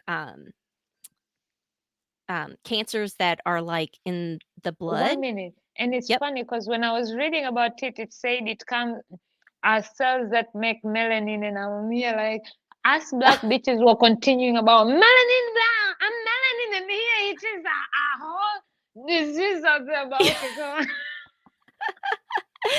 But ocular melanoma, it's usually well, the tumor, well, when it's found in the eye. And so there's like if you're having problems with your vision, or if you see like a freckle or a spot or discoloration or something in your eye, that's a good indicator to get that checked out. Um, I see people online all the time. There's this one guy, um, I don't remember what his Instagram is, but he's a very attractive man. And I'm sure people watch him because he's so attractive, but he's always saying these inspirational things. Well, he did like an up close thing one time and he had like a freckle in his eye. So I sent him a message. I'm like, hey, love your content, but the reason why I'm messaging you is because I noticed the freckle in your eye. I really think you should get that checked out by an eye doctor because of ocular melanoma, blah, blah, blah, blah. Well, he messaged me back and he's like, thank you so much. I did get that checked out and there's nothing wrong with it. And I'm like, whew. So I do that to people. Like if I look in their eyes and I see something that doesn't Because look we don't right. know. Yeah, and if you're having problems with your vision, which I was losing my peripheral vision. I couldn't see anything on the side, and everything was starting to get, like, a little dark, like, everything was really dim. I went to the eye doctor, and the only way it's detected is through a dilated eye exam. So, anytime you get your eye exam, always get your eyes dilated because the dilation just isn't to, look for visual problems, but, it's also a indicator. That's your first indicator for eye cancer, for ocular melanoma. So 6 weeks after my husband died, I was diagnosed. Then I had my eye removed, but the cancer had Six already spread. weeks, you were still healing. Yep. Damn. So then I had to do radiation. Eventually, I got a shiny new prosthetic eye. And then just November this past year, it's been what, four, four, 4 months, 4 or 5 months. So just November this past year, I went in for my 5-year scans, which is a routine scan, and I already had a very high chance of the cancer metastasizing. And once ocular melanoma metastasizes, it's it's incurable. It's fatal. So, I went in for my 5-year scans, and I found out my cancer had metastasized. So right now I do have stage 4 liver cancer, and I'm currently going through cancer treatment. Damn. So ocular melanoma, it's not a cancer. It's not a cancer that gets enough attention, and does need more attention, more support, more donations, more research. And the thing is, it's so rare that only about 25 to 3,000 people in the United States will be diagnosed with it in a year. And that, I mean, you can have 3,000 people be diagnosed with breast cancer in a day. So that just goes to show you, how rare the eye cancer is. So more research, more trials, and things like that, then maybe eventually they'll find a cure for it. Um,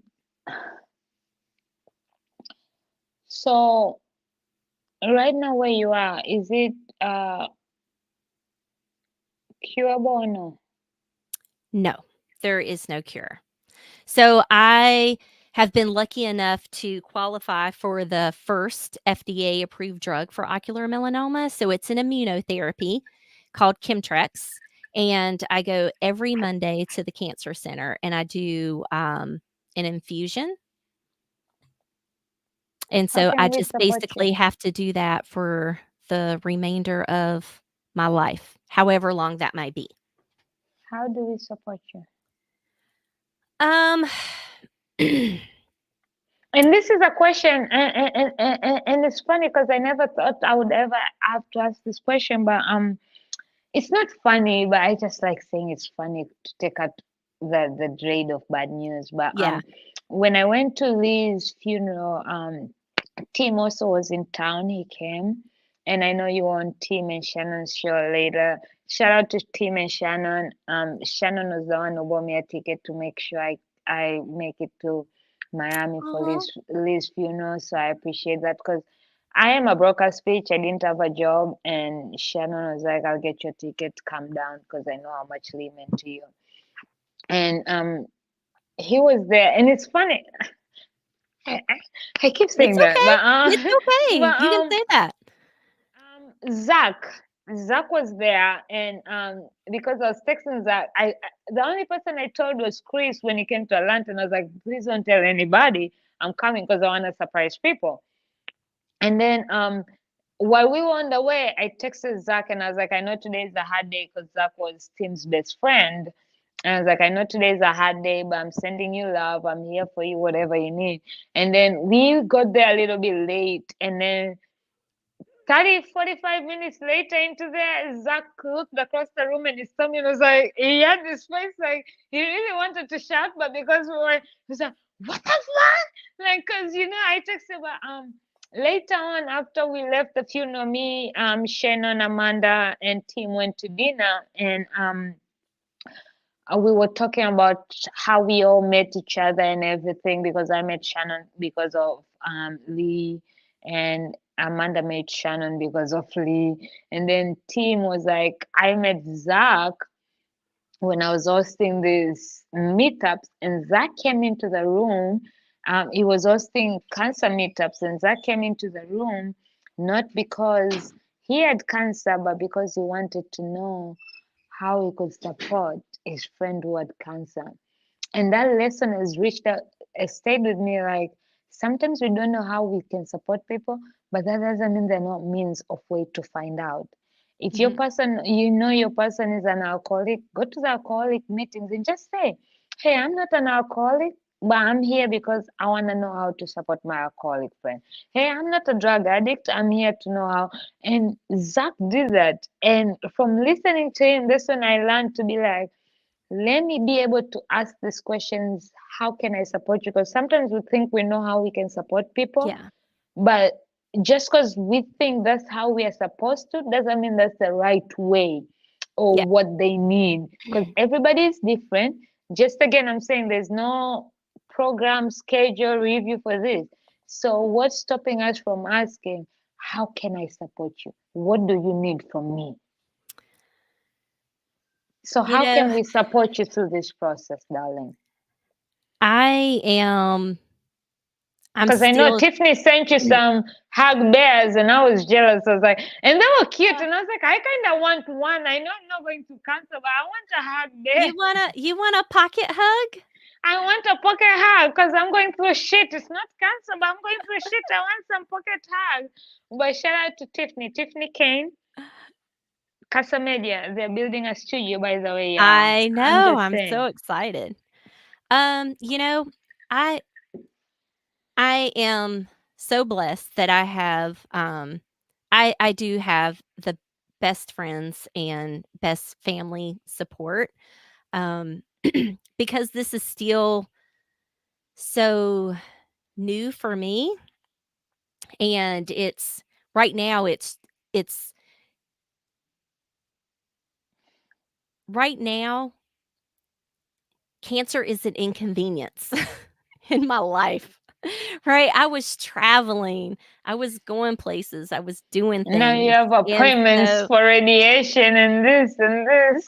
yes, every single Monday, I have to go to Duke Cancer Center and do an infusion, and I'm always sick afterwards, at least a day or 2.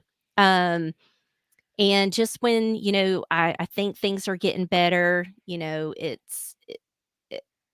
there's been some, there's been some progression, and I haven't shared it yet, which I'm probably gonna share it on next week on social media, but, right now, it's just I'm still trying to figure it out myself.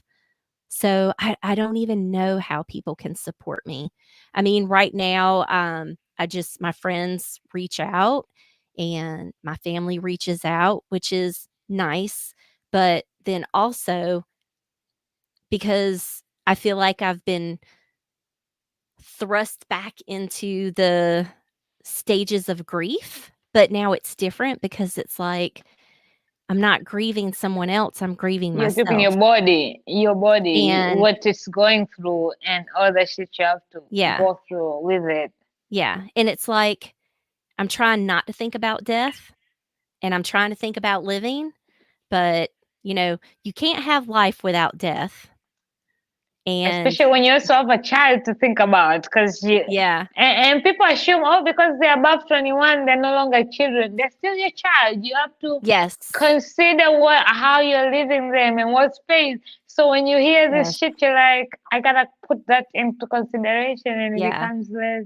He's an adult. He's 29, but he's still my baby. It's always going to be your baby, Yeah, even if it was 40. It's still yeah, going to be a parent and the child. I'm 35, and to my dad, if I call him crying right now, I'm still the baby girl that I yeah, was 2 years ago. Like, you know, yeah, so that's yeah. the thing about being a parent. Your baby is always going to be your baby. And it's funny you say that. Shout out to Amanda, because she, in our clubhouse room, she'd always say, my baby, my baby, my baby. And eventually we're like, how old is this baby of yours? He's like, oh, he's 16. I was like, Still a baby.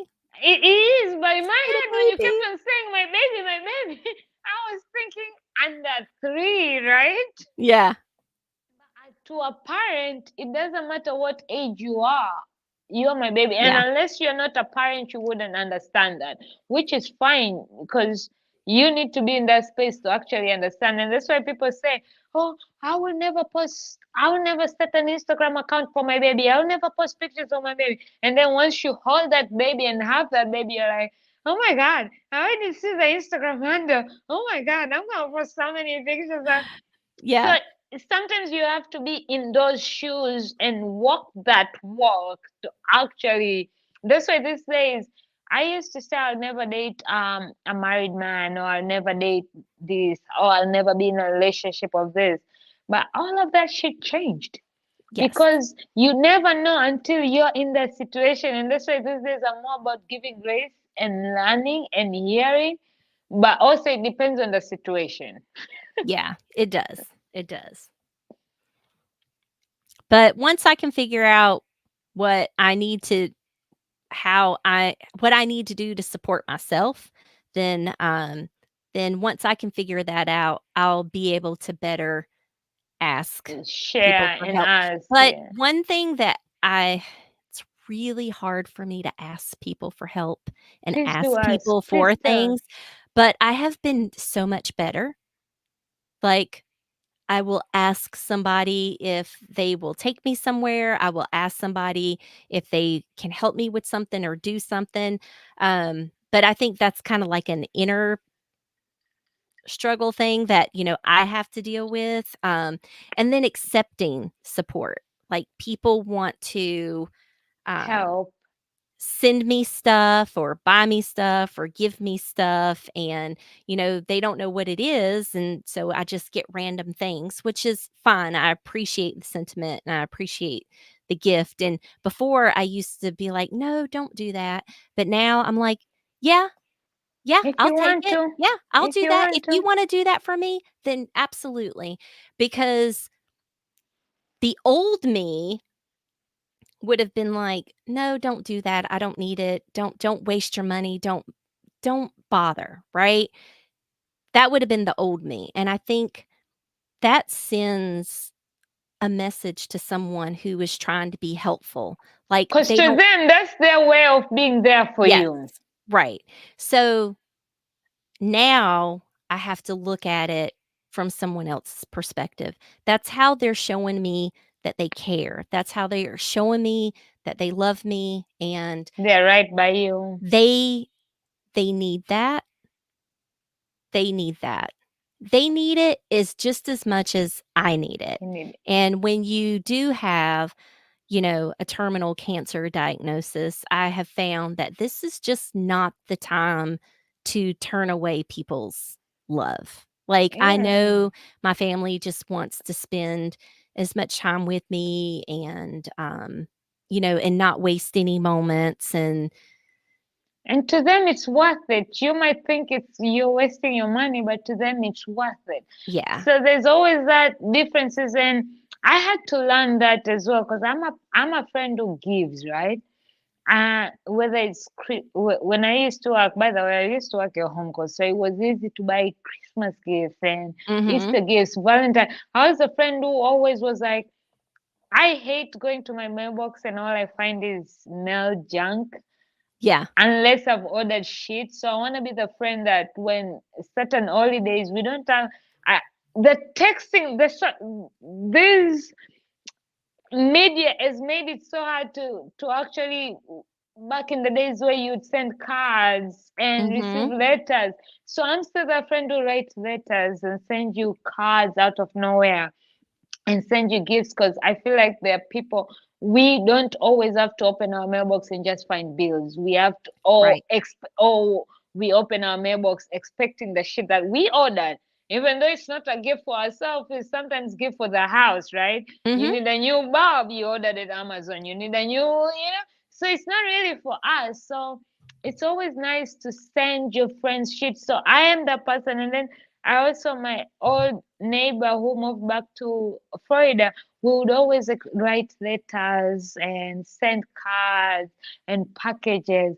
No one S- sends cards anymore. Exactly. And I Handwritten used to buy letters. cards. And I used to buy so many cards.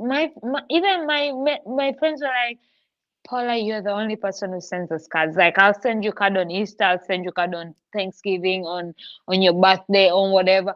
I will send. I love cards. I love receiving cards, and I feel like people need to receive more of that. Let's go back to the old school love where you open your mailbox and there's a card or a gift, an unexpected gift, all that. Um, but also in this day and age, when you ask people for their addresses, people are fearful to send you their address. What do Like, you why do want you my need? address Why for? do exactly? Like, damn, bitch!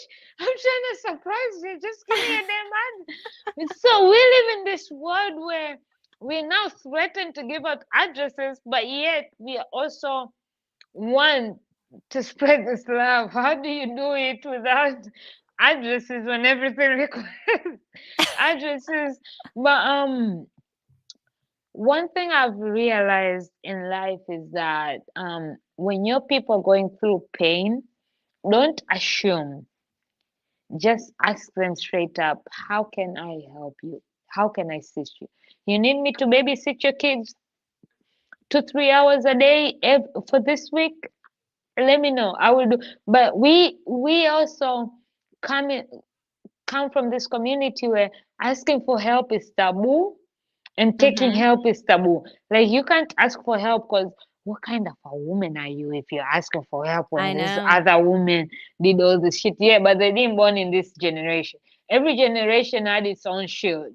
Yes, they had Yes. shit to deal with in their generation, but we also have shit to deal with in this generation. So don't downplay that shit. We Yeah. all have shit, and it's okay. If you have help, some people have help and they're scared to be proud of it because people call them out. Oh, but you have a babysitter. You have this. If you can afford it, by all means, fuck you. Yes, afford it. Don't let people who are in this position and you people in this position, just because you can't afford it, don't make people who can afford it feel bad, because you also have it in your family and friends. You're just not asking for help. We feel like when we ask for help, we are losing our sense, so we can't deal with shit, or we are Yes. not capable of that. But that's not true.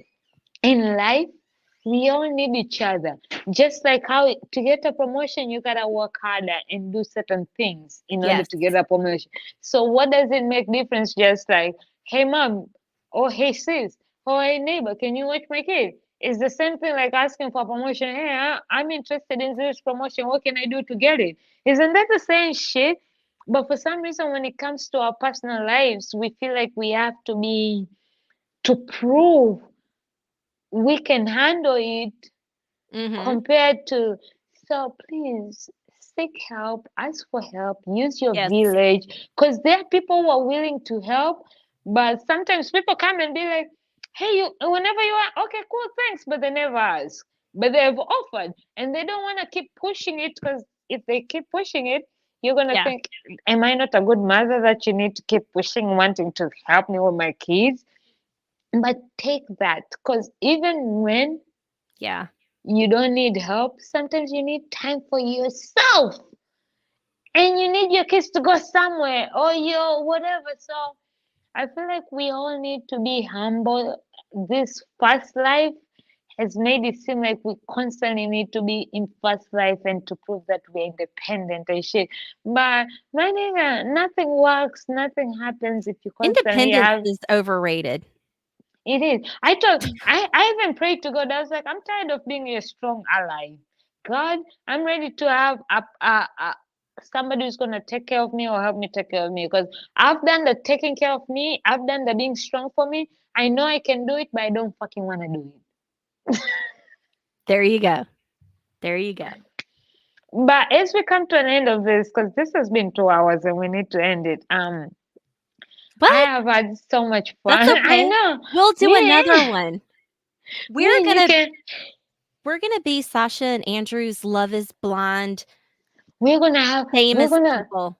No, we're going to start their podcast. You know how, if we go through the process, we're going Yeah. to start a podcast and be like, since you all didn't want to start a podcast, we're going to start a podcast about our experience and bring on people who have gone through the experience. But But shit happens. We're definitely gonna bring you back because there's so much stuff to talk about grief. 2 hours is not enough to specify because there's different ways of understanding and learning. But sometimes time is time, and it is what it is.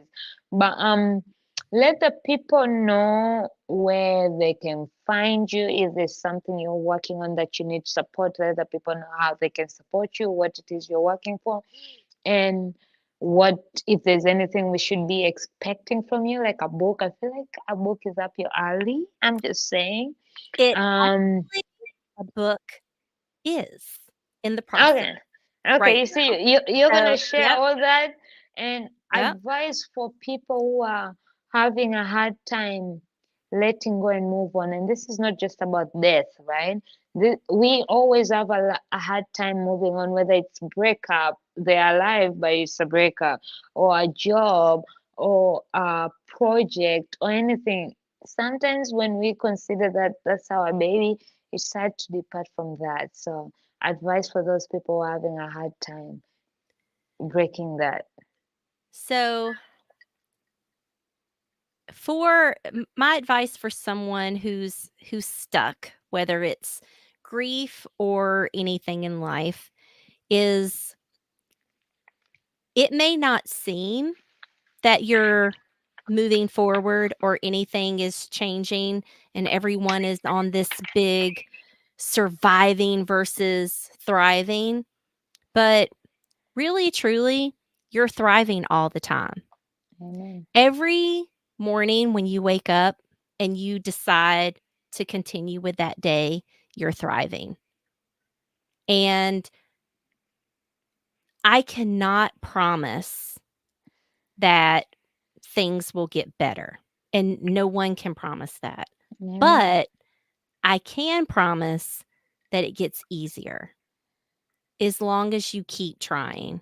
And that's the thing. You can't give up. You have to keep trying.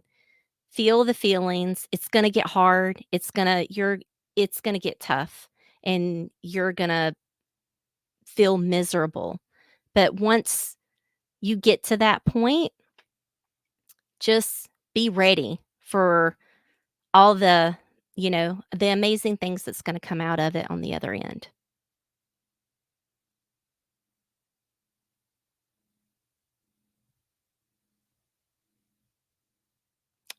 I can't see you, Paula. It's just me. And if you're looking for me, you can find me on Instagram, Love is Not Dead, Just My Husband. That's where I'm at most of the time, but also on Facebook, Love is Not Dead, Just My Husband. And then I have a website, widowyourway.com.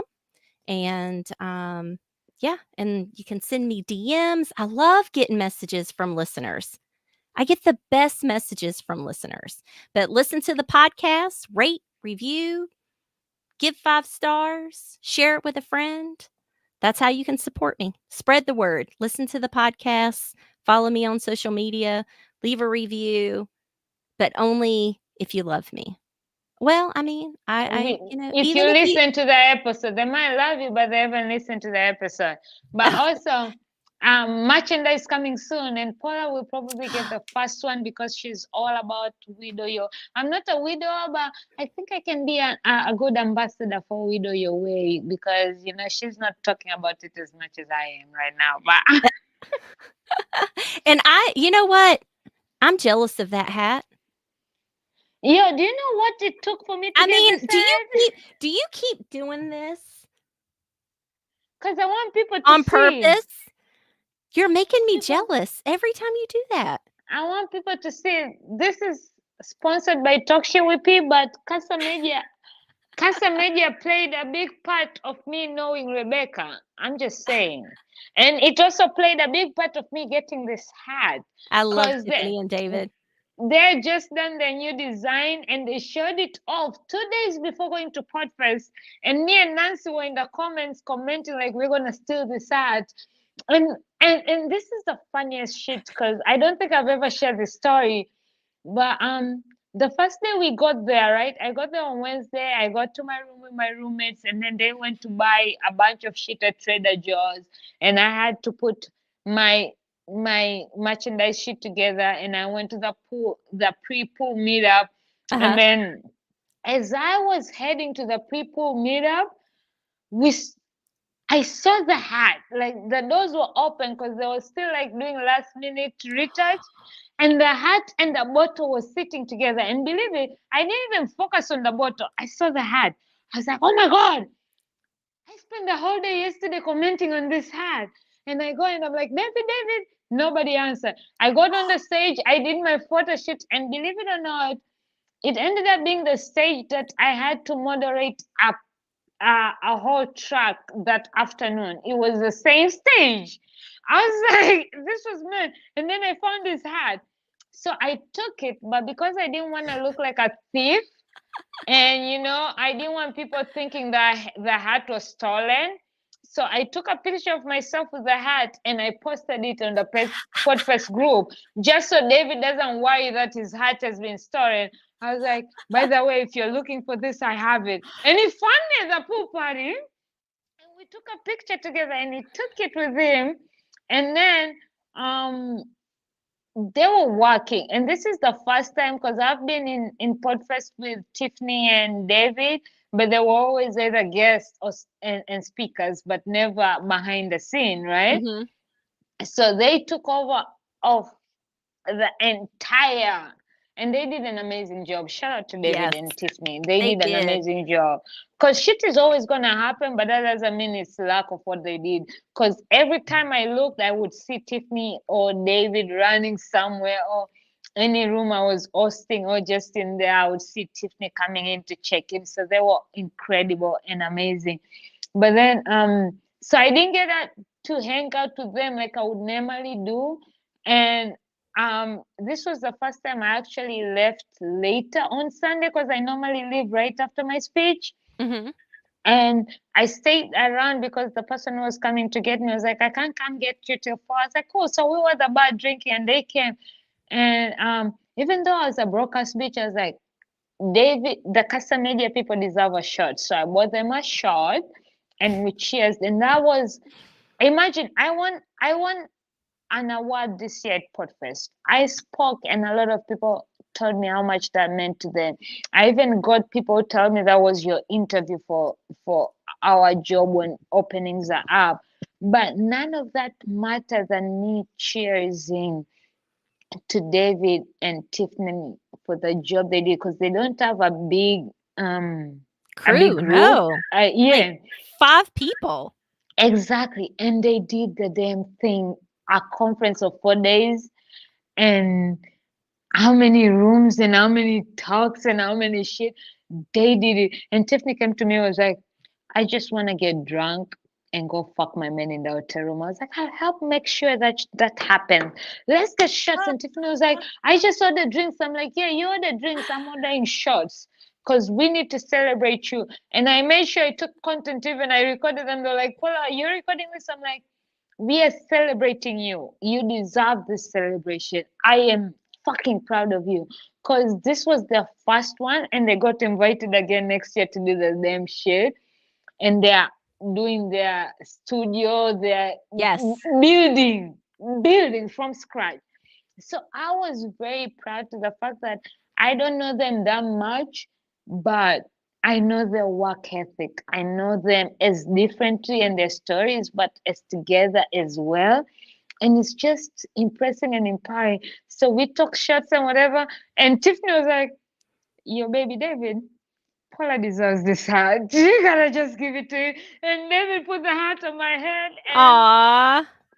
and since then, and even David was like, "You market that hat more than me." I'm like, "Babe, don't worry. Maybe next year I'll get a jumper or something." But I, I'm saying I'm not the official Casa Media ambassador, but I'm unofficial Casa Media I I ambassador. feel like you are the unofficial official Casa Media ambassador. We're gonna make it, and that's how most of my shit happens. I start with unofficial, official, and Yeah, and that's the thing. and make Sometimes it official. don't support people because you want them to support you. If you believe in something, if you believe in those people, just support, and eventually they'll see your strength and where you fit it and pull you in. So I saw what Casamedia can do, and I love Tiffany, and I'm going with it. Just like Moped, I'm an official Moped ambassador, and I became until when I become, but I will stick up to that. Sometimes people expect to be ambassadors right on, but are you supporting them without being ambassadors, or do you need to be an ambassador to support them? That's the question you need to ask. Ooh. Dang, Paula. Because what? Because why would I make you an ambassador if you only support it because you're an ambassador? You need to show me that even without being an ambassador, you can support my shit, pull up for me to be able to be like, yo. And that's what happens at Podfest. Podfest never endorsed me or anything. I just promoted and loved it, and I got awarded. So sometimes just do shit, just promote people or places that you love because you love them, and the blessings will come. You don't have to seek the blessings. Let the blessings seek you because of how you show up for those blessings. Amen. And I drop the mark.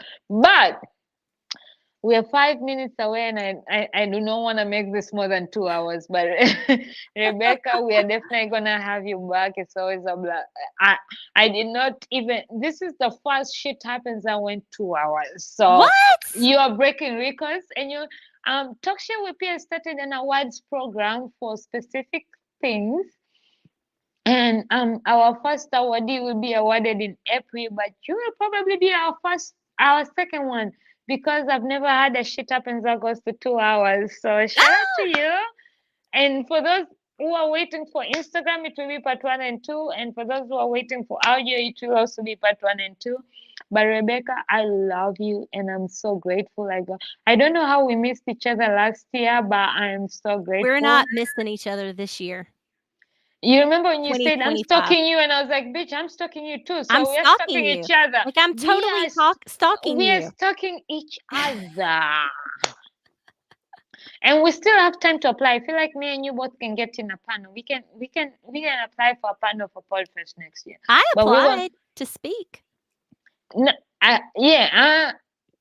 The good thing about Podfest is you can apply to speak as many times as you want as a case study, uh, uh, the Pecha Kucha and panel. You can apply for those all.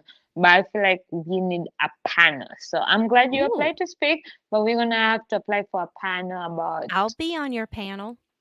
Yes, I'll make that happen. But thank you so much for hanging out with me on this Thank Saturday. you. I I had love so you much so fun. much. I am glad we laughed through our grief because people get offended when certain topics are talked and you laugh, but I laugh through my dark moments. Like that's how I deal with it.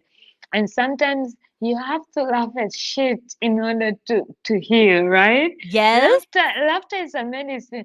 Haven't you noticed where people even in shows where people are constantly crying, crying, crying, and then when they laugh, and then they smile, and then it feels like a weight is being lifted because we feel like when we're grieving, we're not allowed to laugh or be happy, but you can't control emotions.